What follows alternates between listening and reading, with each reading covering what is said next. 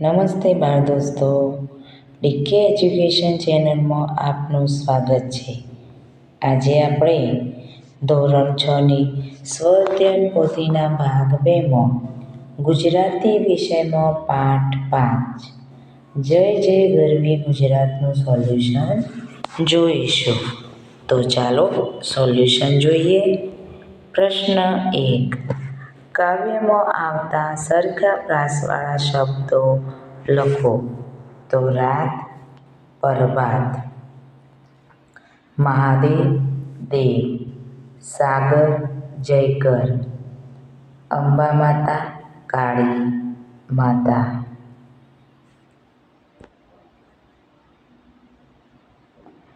પ્રશ્ન 2. ઉદાહરણ મુજબ આપેલા શબ્દનું પ્રથમ અક્ષર બદલી અન્ય 2 શબ્દ બનાવો અને બંને શબ્દના ઉપયોગ કરી વાક્યો બનાવો. તો ઉદાહરણ આપેલું છે કે સુંદર તો 15 અને અંદર. તો ઘરની અંદર 15 માણસો હતા. હવે આપેલું છે ચોટલો તો ઓટલો અને ગોટલો. આપણે વાક્ય બનાવીશું. ઓટલા પર કેરીનો ગોટલો પડ્યો છે. બીજું છે ઝઘડો તો ઝઘડો તો પગડો અને રગડો. મારા લગ્નમાં રગડો માણસ પગડો પહેરી ફરતો હતો. ત્રીજું છે બિંદુ તો ચંદુ અને હિન્દુ. વાક્ય બનાવ્યું. ચંદુ હિન્દુ ધર્મ પાળે છે. ચોથું છે ઠંડી તો મંડી અને બંડી. તો સબ્જી મંડીમાં બંડી પહેરી દાદા બેઠા હતા. હવે પ્રશ્ન 3. ઉદાહરણ મુજબ વિભાગ અ અને વિભાગ બ ના શબ્દોની જોડી બનાવી વાક્યો બનાવો. તો અહીં આપણને આપેલું છે કે વિભાગ અ વિભાગ બ. ઉદાહરણ આપેલું છે પર્વત તો એનું થશે ઊંચો. એ જ રીતે સ્વેટર તો ગરમ. અક્ષર તો મરોડદાર. દફતર તો પુસ્તક. ઝવેરાત તો કિંમતી અને કૂતરો તો વફાદાર. અહીંયા જોડેલા છે જોડકા. હવે પ્રશ્ન. હિમાલય ઊંચો પર્વત છે. તો એના આધારે હિમાલય ઊંચો પર્વત છે. તો એના આધારે આપણે લખવાનું છે. તો શિયાળામાં ગરમ સ્વેટર પહેરવું જોઈએ. જે આપણે જોડકા બનાવ્યા એના આધારે આપણે વાક્ય બનાવીશું. તેના અક્ષર મરોડદાર છે. કૂતરો વફાદાર પ્રાણી છે. ઝવેરાત કિંમતી હોય છે. પુસ્તક દફતરમાં હોય છે. હવે પ્રશ્ન 4. નીચેના વાક્યોમાંના ખોટા શબ્દો છે કે નાખો. તો પહેલું છે કે કવિ સંતાનેનો ખાલી પ્રેમ ભક્તિની રીત શીખવાનું કહે છે. જીવન ચેખી દેવાનું. ઉત્તર દિશામાં અંબા માતા રક્ષણ કરે છે. કાળી માતા ખોટું છે. સોમનાથ અને દ્વારકેશ પશ્ચિમના દેવ છે. પૂર્વ ખોટું છે. કવિ સંતાનાને પ્રેમ ભક્તિ શીખવવાનું કહે છે. જીવનની રીત ખોટું છે. પ્રશ્ન 5. નીચેના વાક્યનો ભાવ દર્શાવતી પંક્તિઓ લખો. તો કવિ ગુજરાતના ગૌરવને બિરદાવે છે. તો જવાબ થશે જય જય ગરવી ગુજરાત. બીજું છે સૂર્યોદય વખતે પ્રકાશના કિરણોથી ગુજરાત ઝગમગે છે. તો દીપે અરુણ પ્રભાત, ધ્વજ પ્રકારે જરળ, કસુંબી પ્રેમ શૌર્ય અંકિત. ત્રીજું છે ગુજરાત પોતાના સંતાનોને પ્રેમ ભક્તિની રીત શીખવે.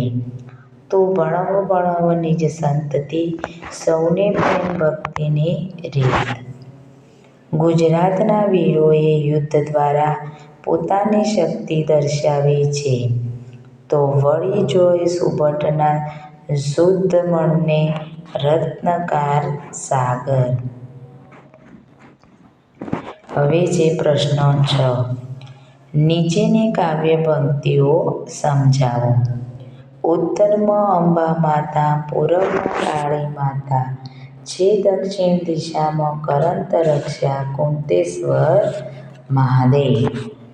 તો એ પંક્તિની સમજૂતી થાય કે આ કાવ્ય પંક્તિમાં ગુજરાતની ભૌગોલિક અને ધાર્મિક સુરક્ષાનું વર્ણન કરવામાં આવ્યું છે.